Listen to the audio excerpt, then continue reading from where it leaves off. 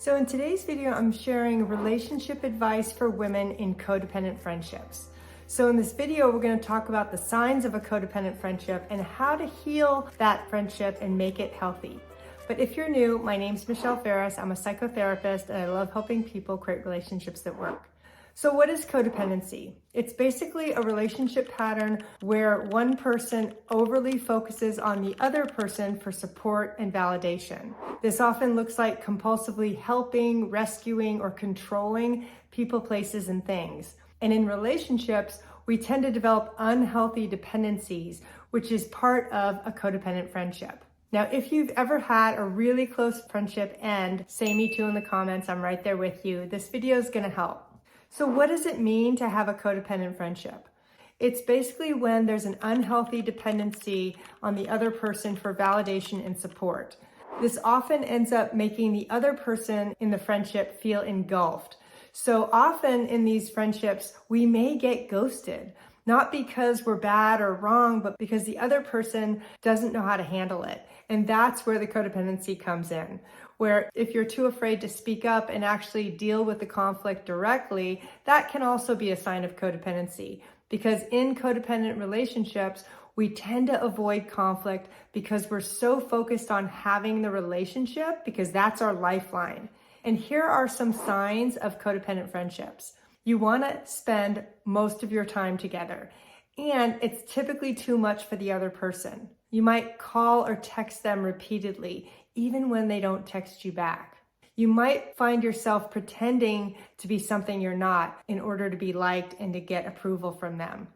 You also might avoid difficult conversations and especially conflict because you don't want to risk losing the friendship. Another sign of codependent friendships is giving up who you are or your personal values for the sake of the other person.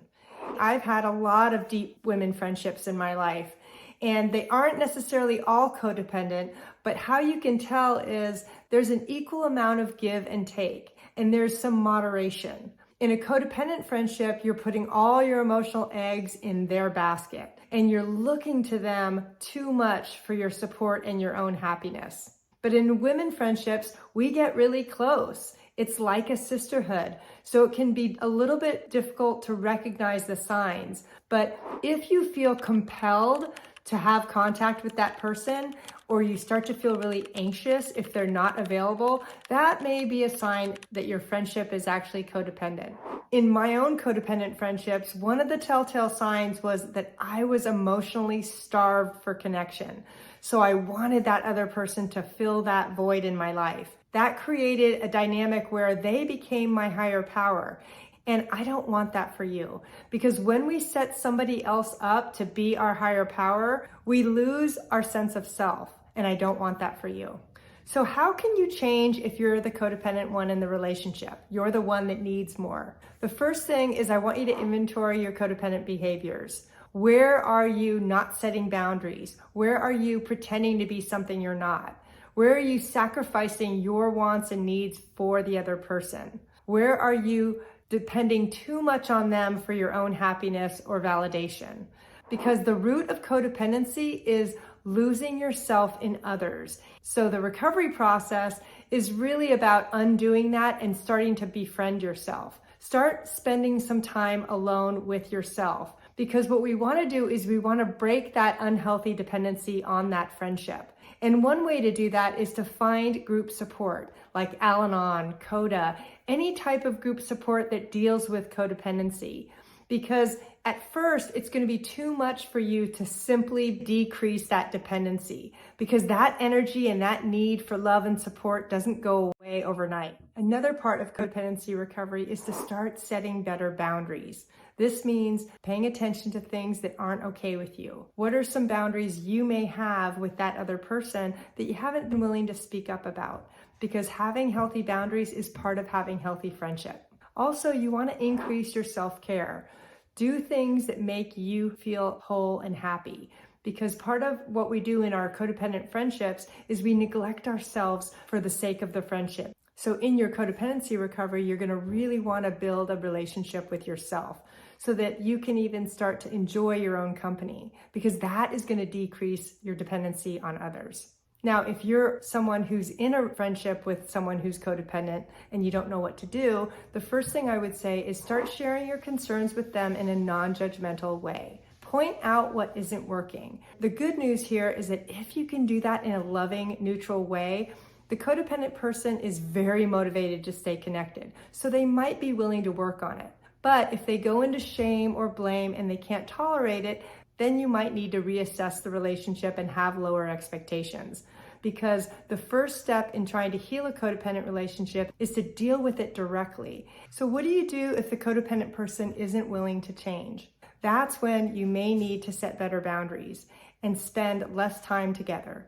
And you're gonna have to let go of their reaction, because the best thing you can do in a codependent friendship is to stand up for what you need and to detach when it becomes too much, and make the friendship healthier by setting good boundaries. So how do you heal a codependent friendship? The first thing is I want you to share your concerns in a neutral way. The second thing I want you to do is to focus on decreasing that unhealthy dependency on your friend. What we want to do is we want to stop putting all of our emotional eggs in one person's basket. We want to spread them out, including self-care activities that are going to help empower you to feel like you can control your own happiness and well-being, instead of looking to your friend for that validation and support. Another part of how to heal a codependent friendship is accepting the other person for who they are. This is a huge sign of a healthy friendship, because if we can't do that, we're going to constantly want to fix or change them. And that's going to trigger some codependent tendencies, because when we can accept the person for who they are, that is healthy relationship behavior. Because healthy friendship is about being close without being enmeshed. You don't lose yourself in that other person. You love that person, you enjoy spending time with them, but they're not your everything. And even though in my own friendships, I have some really close women friends, but I know the difference now between having a close friendship and having a lifeline. And the difference is that if losing that relationship causes me to panic, then I know I've overstepped and my emotional eggs are all in that person's basket. But if I can say, you know what, this is really sad, I'm gonna miss that person, but it doesn't impact who I am as a person and how I feel about myself, then that is a sign of healthy friendship. So the next thing I want you to do is go watch my video on healthy friendship, because that is your next step.